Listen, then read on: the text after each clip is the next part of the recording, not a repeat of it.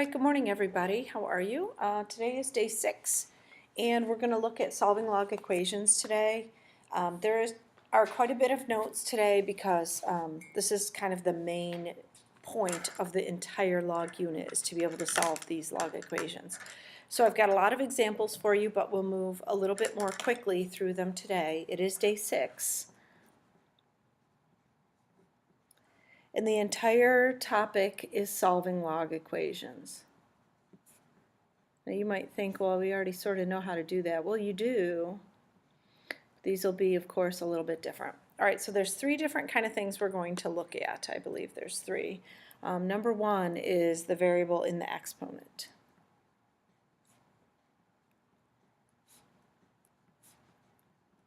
When the variable is up in the exponent,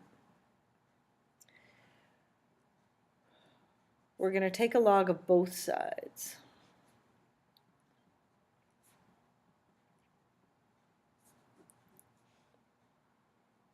And then use your log laws to solve.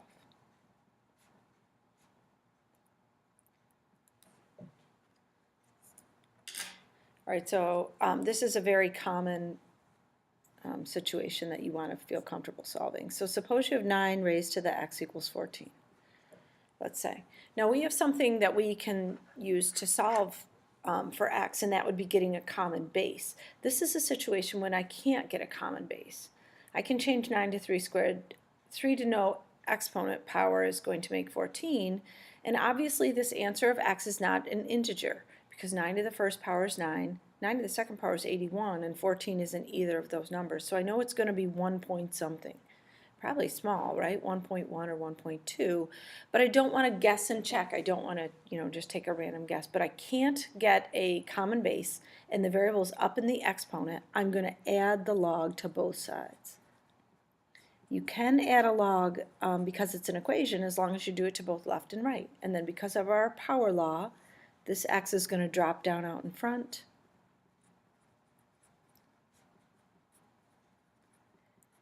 And then we're solving for x, so one more thing to do is just divide through by log 9. I just realized that I didn't grab my calculator before I kind of came over here to the... So you would type in log 14 divided by log 9, all in your calculator one step. I do believe it's 1.2.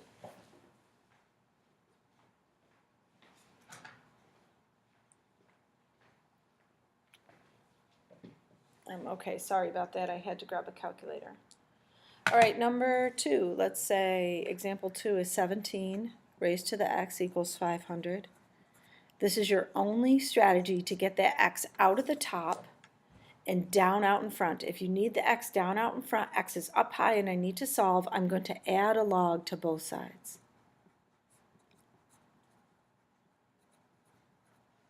Because of our log law, the x will come down out front. You don't have to draw that arrow. I just keep doing that to kind of help you remember that.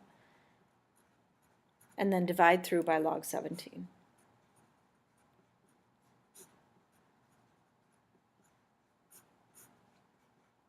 Now one thing you don't want to do is cross out the logs. You really want to type that right into your calculator. Oh shoot, I didn't realize that I had that, but that's all right. Divided by...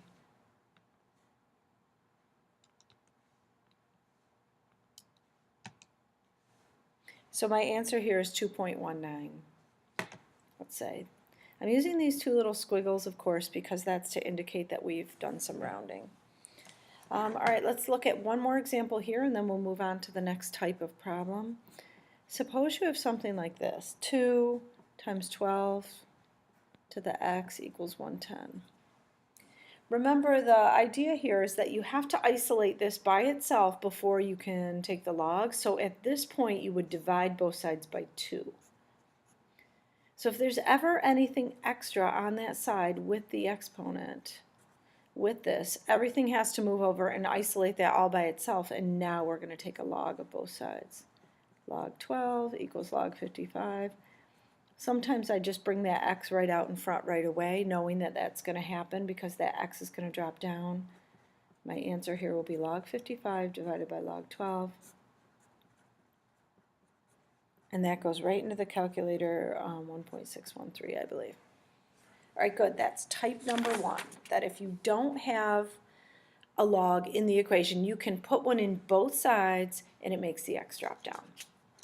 All right, example number two, or I mean type number two rather. If there's already a log on both sides of the equation, you can drop them out. All right, so type number two, if there are logs all the way through,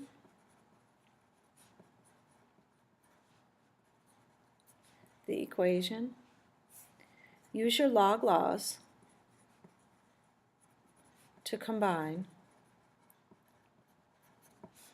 into a single log.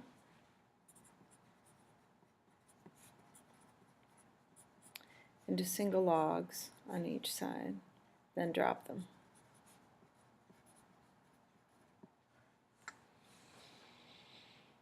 All right, here's our first example under this type. Suppose I have log of x plus 2 equals log 10. Well, since there's a single log on each side of the equals, if it's log of something equals log of something, these two somethings have to be equal. So you can just drop out the logs and set those items equal to each other. My answer here is 8.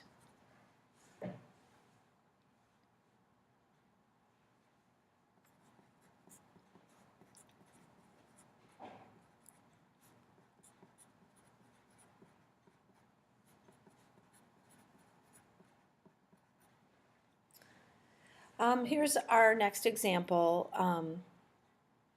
Here where we're showing addition, remember when we're showing addition we want to treat it like multiplication.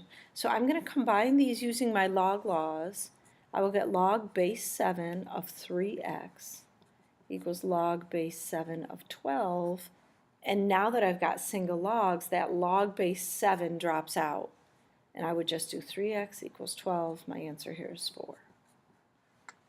Now I'm not sure if that 7 bothered you, and I hesitated here a little bit because I know that we saw this on day 1 and 2 with the different bases, but up here I wasn't writing a base. So I'm not sure if we've said this officially or not because the Christmas break, I can't quite remember, but if there's no log written there, it's implied to be a 10. So these are logs with a base of 10, that's called a common log. These are a log base 7.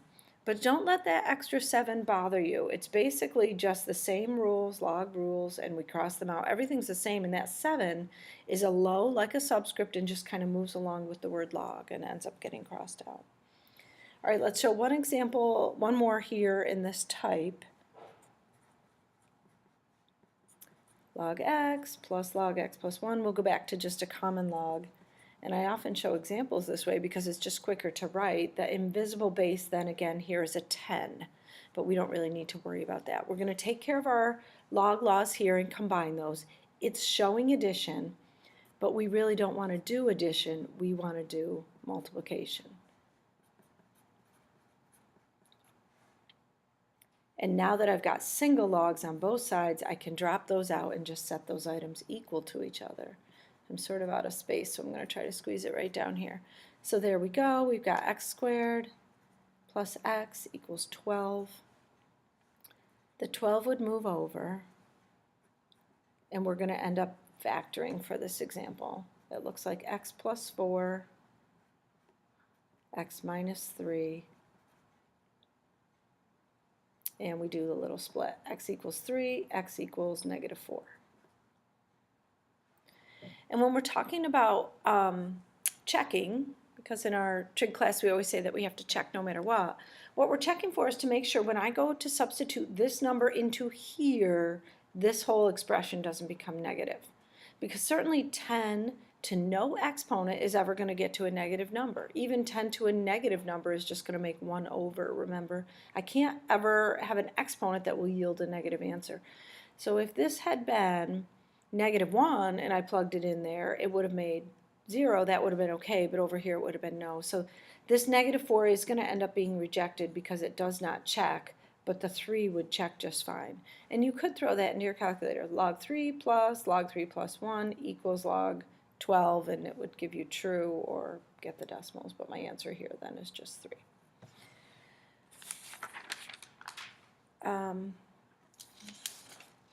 Okay, next kind of equation that we're gonna look at is what if there's a log only on one side? So we saw where there were no logs and we put them in. We saw when there were logs all the way throughout and we took them out. Well, what if there's just a log on one side? So if the log is on one side of an equation,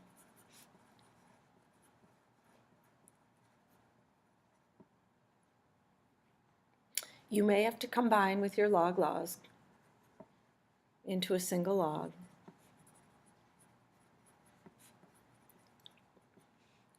And then switch to exponential form.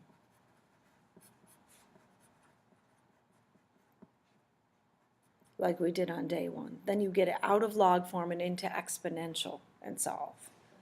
Right? And you've already seen these before. I mean, we have been doing these right along. However, with the break, you may not quite totally remember. So we did this like on day one. If you have something like this, log base 8 of x equals 2, I can't cross out the logs because they're not on both sides. I can't add logs in because there's already one on half of it. The only thing I can do here is switch the form. And to switch the form, remember, it's going to be 8 raised to the second power equals x. So my answer here will be 64.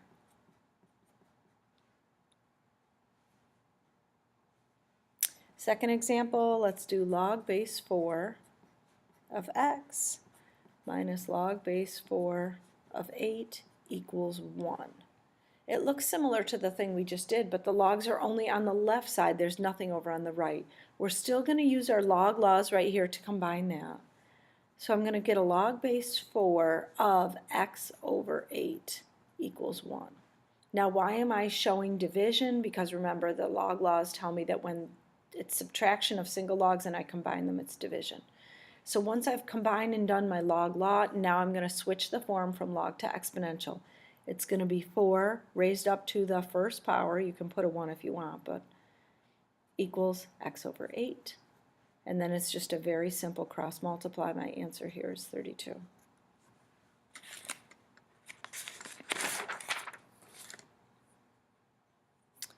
Let's show one more of these, and then there's one more little thing, and we're almost finished here.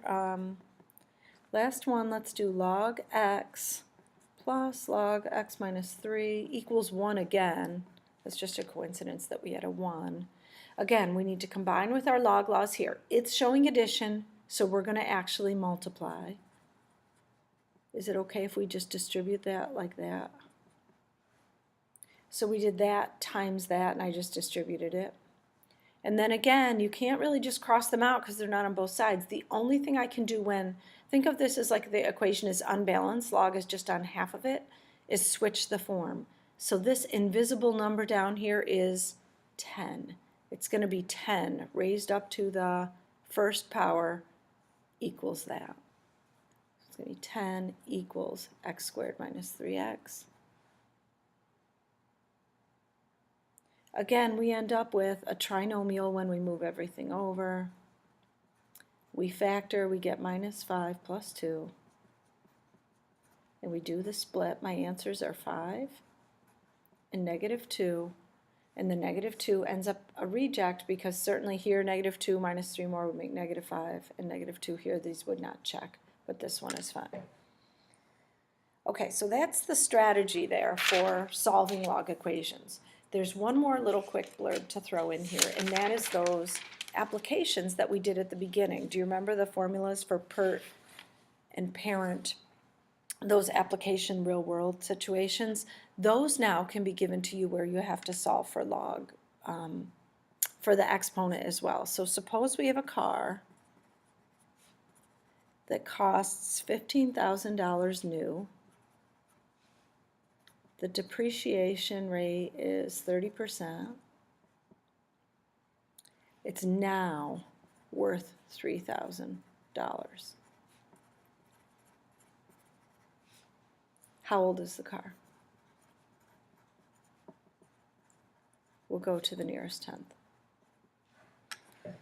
All right, so since it's just generic growth and decay, it's this formula. It doesn't have any of the new ones. where y is the ending amount, a is the beginning amount. So right now it's worth $3,000. At the beginning, it was worth $15,000. The rate of depreciation is 30%, and I'm trying to figure out how old it is. I'm trying to solve for time. All right, so the first step, and I'm going to say that often, is that you are not going to try to distribute that. You're going to divide this number over. We need to isolate this by itself. So first step is to divide by the 15,000. That drops out. I think that's 1/5. I think that's just like 0.2 if you put it in your calculator. If you want to do 1 minus 0.3, again, that's going to be 0.7. So this can go in the calculator if you need to. This can as well. And now, do you recognize what kind it is of the three types we just talked about? It's type number 1. The t is up high, and I need to bring it down. I need to get it out of the top. The only thing I can do here is take a log of both sides. So I'm going to do a log of 0.2 equals log of 0.7 raised to the t. That t, because of our log law, is going to drop down and come out in front. And since I'm solving for t, I'm just going to divide through by log 0.7. That drops out. There's my t. And then again, this types right into your calculator, 4.5 years.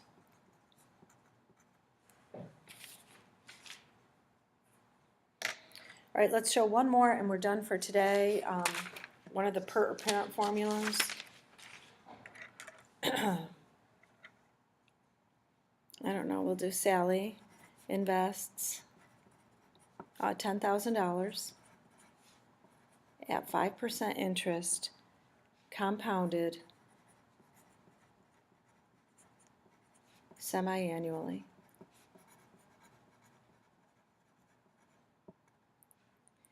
How long till her money doubles?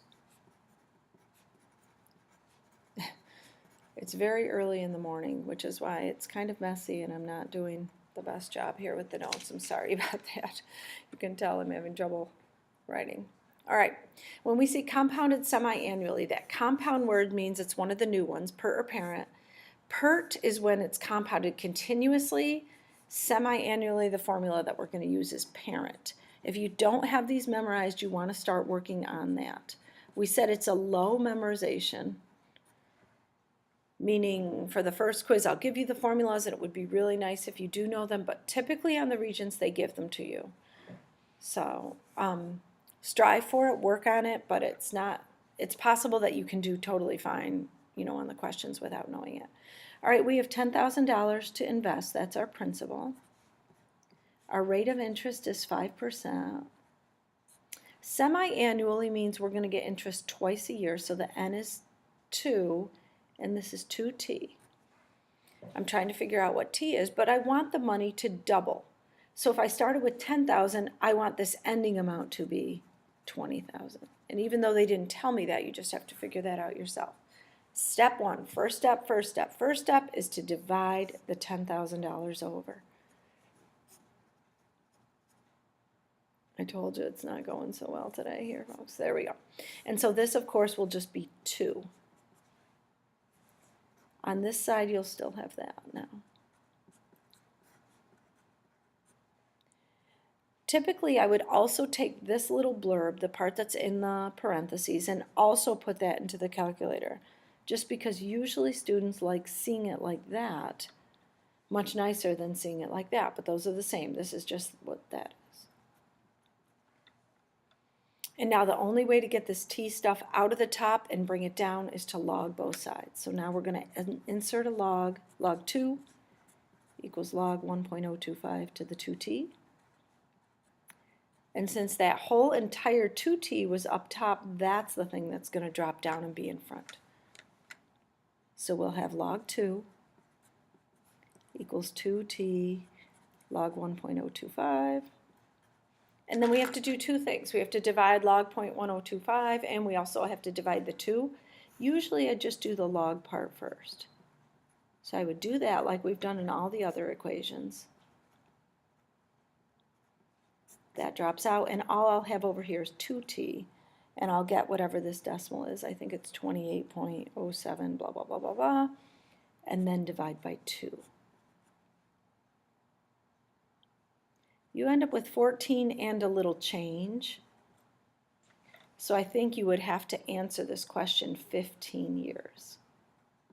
So even if you got I don't know what this is, 0.1 or whatever, it feels like it should round down, but if you only had 14 years, your money wouldn't have quite doubled, right? You would have been just a little bit short, so we're going to end up rounding up. All right, so that's it for the log equations. You can either put a log in, take a log out, or switch the form, and this is when, you know, it can be real challenging just to remember that those are your only options, and kind of categorizing what the equation looks like will tell you what you have to do. All right, thanks. Have a great afternoon, and we'll see you tomorrow, everyone.